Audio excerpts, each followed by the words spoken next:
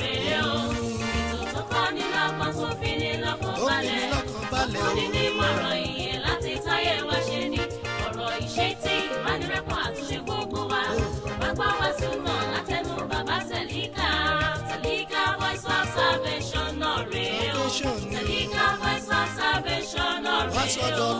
Sí Ọlọ́run bàbá, sí Ọlọ́run ọmọ, sí Ọlọ́run ẹ̀mí mímọ́. Ojú máa yọ̀ ló mọ́ ọ lónìí lórúkọ Jésù. A ti nu omijé rẹ nù. Ìbànújẹ́ ti kú lọ́kàn rẹ. Àìríṣe fi ọ sílẹ̀. Ìdààmú ó dágbére fún ọ. Ìpọ́njú di ohun ìgbàgbé nínú ayé rẹ. Ẹran kórìíra jáde kúrò lára rẹ. A fi ẹran ìfẹ́ sí ọ lára láti òní lọ. Ní orúkọ Jésù, ọ̀nà rẹ là. Ìbùkún jẹ́ tiẹ̀. Ayọ̀ ayérayé ó wá ọ rí. Mo sọ fún ọ wípé gbogbo ènìyàn lórúkọ Jésù wọ́n máa yọ̀ mọ́ ọ.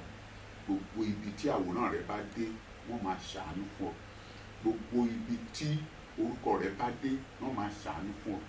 Gbogbo ibi ẹnikẹ́ni tó bá ti rí ọ lórúkọ Jésù wọ́n máa ṣàánú fún ọ. Ibi tí àwòrán rẹ àti orúkọ rẹ ò tiẹ̀ tí ì dé ní rere láti òní lọ yóò débẹ̀. Yóò dé ọ̀dọ̀ aláàánú rẹ àti olóore rẹ.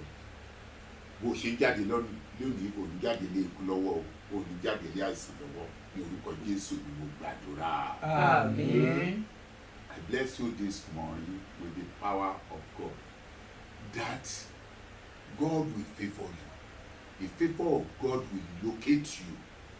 The mercy of God will be upon your life. And you will continue to enjoy the grace of our Almighty God. Whatever you lay your hand shall prosper. All your endeavors shall be successful. In the mighty name of Jesus, I pray. Amen. What I want to treat this morning is about you worshippers. What problem are you facing? What difficulties are you facing? What tribulation are you facing? You are passing through hard time? Are you really passing through hard time? Oh, my friend. You are passing through hard time? You are passing through hard time? Oh, you have a solution. There is a solution to it. I know you are a worshiper, and every human being on earth must face tribulation and problems. The problems you think is very big is not as big as your God. Your God is bigger than your problem. And that's why you must be a worshiper.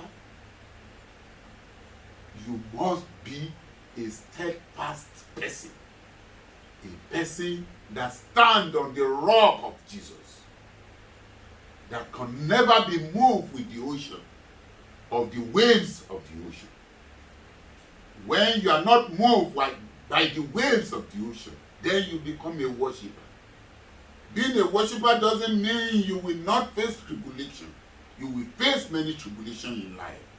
But mind you, if you face tribulation, that mighty God is behind you and is ready with his hand to save you and give you freedom and sink that problem. The words of God, the voice of God will sink that problem, will sink that tribulation, will sink that persecution. The rock before you that is blocking you, blocking your ways, that even telling you that you cannot pass, the wall in front of you that said you cannot pass, you cannot go to your glorious city. Let me tell you, that mighty power, Jesus, through our Lord Jesus, our Creator, created us to above all tribulation. Therefore, if you listen to this, you will definitely above your tribulation and you will sink your tribulations. Let's hear what happened in 1 Samuel 17, verse 10 to 11, and 1 Samuel 17, 43 to 46. This gallant man was telling the Israelites, where are you? You think you have God. I want you to show me your God.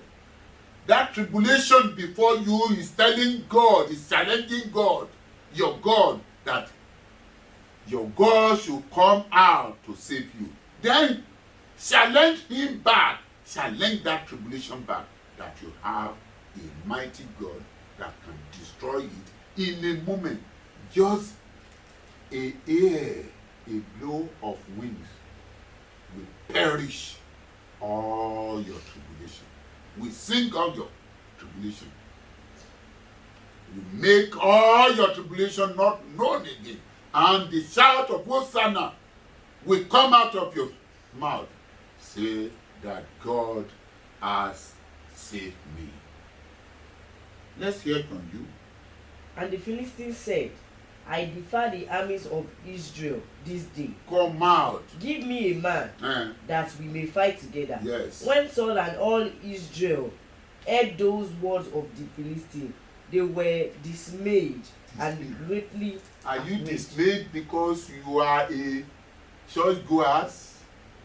Only church goers will be dismayed when there is trouble and problem. Yes. And the Philistines said unto David, I am a dog, that thou may comest to me with staffs. And the Philistine caused David by his gods. Yes. And the Philistines said to David, come to me. That tribulation is evil. And evil cannot fight Jesus, cannot fight God, cannot fight your Creator. Why can't you face it clearly? If really you are a worshiper and you believe in God. And the Philistines said to David, come to me, and I will give thy flesh unto fowls of the Look air, at that. and to the beasts of the field. Then said David to the Philistines, thou comest to me a sword, and with a spear, Look at that. with a shield. But I come to thee in the name of the In Lord the name of of Jesus, the name of God, I come unto you with the name of God. Your tribulation, tell your tribulation, tell your enemies, tell the power that is blocking you that you don't have power, you don't have arrow, you are not in a position of authority to save yourself, but you have a giant God, a powerful God that can deliver you. I come in the name that above all names to fight you. Yes. But I come to thee in the name of the Lord of hosts, the God of armies of Israel, whom thou hast defied. This day will the Lord deliver thee into my hand, and I will smite thee, and take thy head off from thee, and I will give thee caskets of the host of the Philistines this day unto the fowls of the air, to the wild beasts on the earth, that all the earth may know that there is a God in Israel. Do you have that mind that you have a great God, a giant God, a God that created heaven and earth? Somebody is telling you, I'm of the earth, I have power here. But who created the earth? You are serving a God that created the earth and heaven. So, no tribulation. If you really believe and you have trust in God and you believe in His power. Ohun tí mo ń sọ fún wa léèkó mà ní pé ogun wo ló dìde sí ọ gan-an náà? Ìwọ olùjọ́sìn yìí, ogun wo ló dìde sí ẹ gan-an tó jẹ́ wípé ó ń dààmú ayé rẹ, ó ti wá mú ọkàn rẹ mì wípé ṣé ọ̀nà àbáyọ tilẹ̀ wà fún mi? Má sọ̀rọ̀ ẹ di ẹni tí ń lọ jọ́sìn, ẹni tí ń lọ ilé ìjọsìn, má sọ̀rọ̀ ẹ di ẹni tó lọ ilé ìjọsìn. Gbà wípé mọ̀ wípé ohun tá à ń kọ́ nísinsìnyí ni pé ẹni tí ń lọ ilé ìjọsìn, ohun tí ó jẹ tí ó mu ní wá lọ́bẹ̀. ṣùgbọ́n ìwọ olùjọ́sìn ó fi ara rẹ jì fún Ọlọ́run nítorí pé ohun tó ní kó o ṣe òun ni wípé kó o júbà òun, kó o jọ́sìn fún òun. Nítorí bẹ́ẹ̀ ni wọ́n ṣe lọ jọ́sìn, kì í ṣe wípé o fẹ́ lọ gba nǹkan kan lé Ọlọ́run. Nítorí náà kí wá ló ń bí ẹ̀ láyà? Òkè wo ló ń bẹ níwájú rẹ̀? Gbọ́kàn ni ohun tó ṣe ń bẹ̀rù òkè tí ń bẹ níwájú rẹ̀ ni wípé o mọ̀ wípé Ọlọ́run tó dá ọ̀run ayé ló dá òkè yìí. Ohun tó ṣe ń bẹ̀rù òkè tó wà níwájú rẹ̀ àti omi tí ń bẹ níwájú rẹ̀ àti ògiri tá a mọ́ sí iwájú rẹ̀ láti má débi ayọ̀ rẹ̀, òun ni wípé o ti gbàgbé wípé Ọlọ́run ti fún ẹ láṣẹ lórí ohun gbogbo tí ó dá, ó sì ti gbé agbára rẹ̀ wọ̀ ọ́. Tí ìwọ bá ti lè ṣe ìfẹ́ rẹ̀ tó ń jẹ́ olùjọ́sìn, tó ń jọ́sìn fún Ọlọ́run, ó bá máa tán. Tó bá ti lè jẹ́ olùjọ́sìn fún Ọlọ́run, ìṣòro wo ló ń bẹ láyé rẹ tó wúwo tó rò wípé kò lè ṣẹ́? Mi ò ní ìgbàgbọ́ rẹ̀. Tí ìwọ bá dúró tí o ní ìgbàgbọ́, ẹni tó bá ní ìgbàgbọ́ ní jẹ́ olùjọ́sìn o, òun ni olùjọ́sìn. Ẹni tí ó bá gbàgbọ́ tí ó sì mọ̀ wípé agbára Ọlọ́run ju ohun gbogbo lọ, òun là ń pè ní olùjọ́sìn.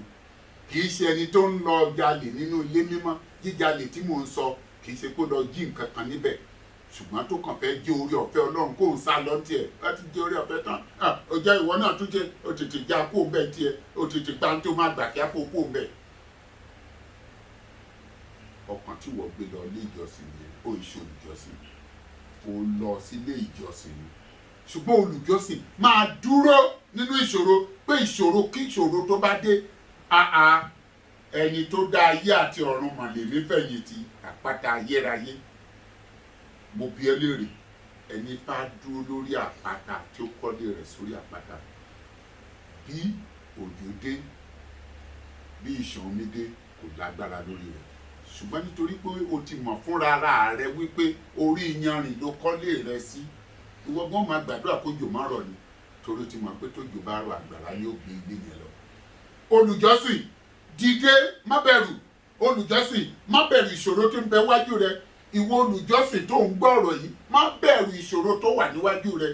Dúró ti ìṣòro yìí, sọ fún Ọlọ́run, àgbọ̀.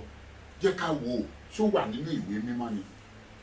Ẹ jọ̀ọ́ ẹ bá mi wò nínú ìwé Sámúẹ́lì kìíní, orí 17 ẹsẹ̀ 10 títí dé ẹsẹ̀ 11 àti ẹsẹ̀ 43 títí dé ẹsẹ̀ 54. Ní ibi tí a ti pín ogun Ọlọ́run alààyè níjà, àwọn ẹni Ọlọ́run gan sá ní àkókò tí a pín ogun Ọlọ́run alààyè níjà. Wọ́n sá, ẹ̀rù bà wọ́n, ṣùgbọ́n ẹnìkan dúró, ó ní ìgboyà nítorí pé òun ni a mọ̀ ní olùjọ́sìn ní àkókò náà. Gbogbo ẹni tó bá dúró ní ìgbà ìṣòro, tí ìṣòro ò borí ẹ̀, tí ìṣòro ò bí ṣubú, tí ìṣòro omi ò gbé lọ, òun là ń pè ní olùjọ́sìn. Kì í ṣe àwọn tó jẹ́ wípé tí ìṣòro bá dé bẹ́ẹ̀ tán, wọ́n á máa fi ọ̀rọ̀ kẹ́lẹ́kẹ́lẹ́, wọ́n á máa fi sọ sí ẹ létí, ìwọ náà máa sá sẹ́yìn, wà á máa ní ìrẹ̀wẹ̀sì. Ó ṣe olùjọ́sìn nítorí pé o gbọ́ ọ̀rọ̀ ènìyàn, o gbóhùn ènìyàn, o gbóhùn Ọlọ́run. Ohùn Ọlọ́run òun ni ènìyàn náà ń pè ní olùjọ́sìn. Ẹni tó bá ń fi etí sí ohùn Ọlọ́run, òun ni olùjọ́sìn. Èmi kẹ̀, mi ì lè dúró tó bá ṣe mí ni o, mi ì lè gbà tó bá ṣe ìsinmi, mi ì lè ṣetán. Ó ṣe olùjọ́sìn ni, olùjọ́sìn a máa fàyà rán ìṣòro.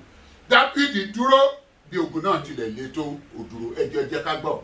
Fílísítìn náà sì wípé, ó wípé, èmi fi ìjà lọ ogun Ísírẹ́lì ní mo òní. fi ìjà, ìwọ olùjọ́sìn, à ń fi ìjà lọ ẹ́ lójoojúmọ́. Kò sọ́gbọ́n ẹ̀ka má fi ìjà lọ ẹ́. Ìjà ni lójoojúmọ́ wọ́n máa fi lọ ẹ́. Ọmọ igi asátọ́gi, ọmọ ọ̀pẹ asátọ̀pẹ̀. Ọmọ igi asátọ́gi, ọmọ ọ̀pẹ asátọ̀pẹ̀.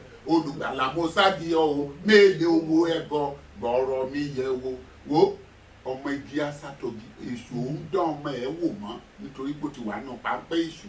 Ṣùgbọ́n ọmọ Ọlọ́run ni èṣù ó dán wò. Tó bá sì dán wò, ó mọ̀ wípé òun á dán tán nítorí agbára tó ju agbára lọ ó wà ní ọwọ́ rẹ̀, tí í ṣe agbára Jésù Kristi. Yes. Fi ọkùnrin kan fún mi kí àwa méjèèjì jùmọ̀ bá ara wa jà. Nígbà tí Sọ́ọ̀lù àti gbogbo Ísírẹ́lì sì gbọ́ ọ̀rọ̀ Fílísítì náà, wọ́n dààmú, ẹ̀rù ńláńlá sì bà wọ́n. ẹ̀rù ńláńlá bà wọ́n, má jẹ́ kẹ́rù bẹ́ẹ̀ o. Fílísítì náà sì wí fún Dáfídì pé Ó wí fún pé, èmi á ṣe ajá bí "Ẹ̀, tí ìwọ fi mú ọ̀pá tọ̀ mí wá. torí pé a gbé agbára wọ Dáfídì, a gbé ohun ìjà wọ̀ kó lè lọ bá Fílísítì jà. Ó wò báyìí pé ṣé mi màá máa gbé léyìí lọ nígbà tí mo ní agbára tó ju agbára lọ. Agbára oṣó ń dìbàjẹ́ ni, agbára àjẹ́ ń dìbàjẹ́ ni, agbára èmèrè ń dìbàjẹ́ ni. Agbára Ọlọ́run lè dìbàjẹ́ o láéláé. Agbára Ọlọ́run nìkan ni kì í dìbàjẹ́, ni kì í dójú tì ní. Wọ́n bá jẹ́ pé kì í ṣe bẹ́ẹ̀ ni, wọ́n bá ju ẹ̀ sínú, wọ́n ju àwọn èèyàn sínú náà jẹ́ òkú, kò sí nǹkan tó ṣe wọ́n. Wọ́n ju wọ́n sínú kìnìún, ihò kìnìún, kò sí nǹkan tó ṣe wọ́n. Wá wo ohun tó ṣẹlẹ̀ sí Dáfídì. Fílísítì náà sì fi Dáfídì ré nípa Ọlọ́run Dáfídì rẹ̀. rèé. Yes. Fílísítì náà sì wí fún Dáfídì pé má bọ̀, Má bọ̀. èmi ó fi ẹran ara rẹ fún àwọn ẹyẹ ojú ọ̀run àti àwọn ẹranko pápá. Dáfídì sì wí fún Fílísítì náà Dáfídì ò wo gíga rẹ̀, ìwọ kò mú wo idà. gbogbo ìhámọ́ra rẹ̀, kò wo bó ṣe ti ń jagun tipẹ́. Dáfídì ò jagun, kò ṣe nǹkan kan rí, ṣùgbọ́n jagunjagun la mọ ọkùnrin sí, professional warrior. Jagunjagun, ó ní ohun ìjà ogun, ó ní gbogbo ẹ̀. Kí ló ti sọ? Ìwọ mú idà Ó mú idà àti ọ̀kọ̀ àti àwá tọ̀ mí wá, ṣùgbọ́n ṣùgbọ́n èmi tọ̀ ọ́ wá mo tàn ẹ́ wá, Olúwa sọ àwọn fún ọmọ ogun tí ń jà ẹ́ bẹ́ẹ̀ wípé mo tàn ọ́ wá pẹ̀lú orúkọ Olúwa àwọn ọmọ ogun, Ọlọ́run ogun Ísírẹ́lì tí Bẹ́ẹ̀. wọ́n ń gàn. tí wọ́n ń gan. Lónìí yìí O mọ̀ pé tó bá fi nǹkan ṣe ẹ́, wọ́n ń gan ogun Ọlọ́run lára rẹ ni. Wọ́n ń gan ogun Ọlọ́run lára rẹ ni. Tí ìdààmú kan bá dé bá wọ́n gan Ọlọ́run rẹ ni. Nítorí náà, sọ fún Ọlọ́run, jẹ́ kán mọ̀ wípé o ní agbára tó ju agbára lọ. Yes, my dear. lónìí yìí ni Olúwa yóò fi ìwọlé mi lọ́wọ́. Look at that. Èmi ó pa ọ́, Máa pa. èmi ó sì ké orí rẹ kúrò ní ara rẹ, èmi ó sì fi òkú rẹ òkú ogun Fílísítì fún ẹyẹ ojú ọ̀run. Dáfídì ò mọ̀ ni, ó wo báyìí. Ọkùnrin yóò mọ̀ tí ẹ̀ wo ẹni tó wà. Ó kọ́kọ́ wo dídúró rẹ̀ bó ṣe ga tó, ó wò bó ṣe ga tó. Ó wá wo ẹni tó wà lẹ́yìn ẹ̀ àtẹni tó wà níwájú rẹ̀. Ó wò ó pé ẹni tó wà lẹ́yìn òun, ẹni tó dúró yìí, ó ní ìwọ̀n ìbá tí ó ga mọ́.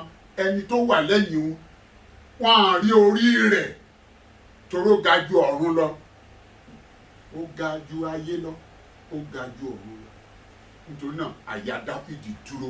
Ẹni tó dúró tì ẹ́ ga ju ayé lọ, ó ga ju ogun tó ń jẹ ẹ́, ó ga ju ìdààmú ayé rẹ lọ, ó ga ju ìpọ́njú rẹ lọ, ó ga ju ìṣòro rẹ. Ó mìíràn lè la àdàbà ìlẹ̀kùn.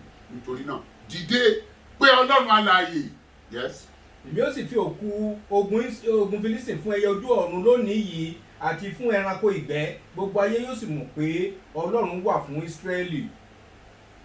Àkókò ti pè mí lọ́jọ́, máa tún tẹ̀síwájú lórí rẹ̀. Jẹ́ kí n gbàdúrà fún sí Ọlọ́run bàbá, sí Ọlọ́run ọmọ, sí Ọlọ́run ẹ̀mí mọ́. Bàbá, adúpẹ́ pé ẹ wà digbidigbi lẹ́yìn wa. Adúpẹ́ pé ẹ̀ ń ṣe tiwa. Adúpẹ́ pé ẹ̀ ń jẹ́ Ọlọ́run wa. Adúpẹ́ pé ẹ kò fi wá sílẹ̀ ní ìgbà kan. Adúpẹ́ pé ẹ̀yin ni alágbára tó ju alágbára ayé lọ. Jésù, ẹ gba ọpẹ́ wa. Ǹjẹ́ ní wákàtí ọ̀wọ̀ yìí, gbogbo olùgbọ́ ọ̀rọ̀ yìí, ìwárìrì náà ti mú wa. A sì ti mọ̀ wípé a ní agbára tó ju agbára lọ, a ní bàbá tó ju bàbá lọ, a ní alágbára tó ju alágbára ayé lọ. Ǹjẹ́ gbogbo ogun tó ń jà wọ́n ní orúkọ Jésù bá mi tẹrí rẹ̀ bá, má jẹ́ kó gbérí mọ́. Sọ wọ́n di yẹ̀yẹ́ níwájú wọn, kí àlàáfíà kó lè jẹ́ tiwọn, kí ọ̀nà àbáyọ kó là sílẹ̀ fún wọn láti òní lọ àti títí láéláé. Ní orúkọ Jésù ni mo gbàdúrà. Àmín. I bless you that you will conquer all your enemies. You will succumb all your problems and you will overcome all your difficulties because you have a great master, a great warrior, a great fighter. Than the fighter before you. In the mighty name of Jesus, I pray. Amen. This message is from Selika Church of Christ, Kilometer 7, New Ife, Ibadan Road. I bless God in your name. Send your message or the prayer request to 944597. Emmanuel Adetunji Adeonibagbe is my name. Another new day, another new news, and good news is yours. I am your friend, you are my friend, and Jesus is our friend. I love you so much. Good morning. látẹnu bàbá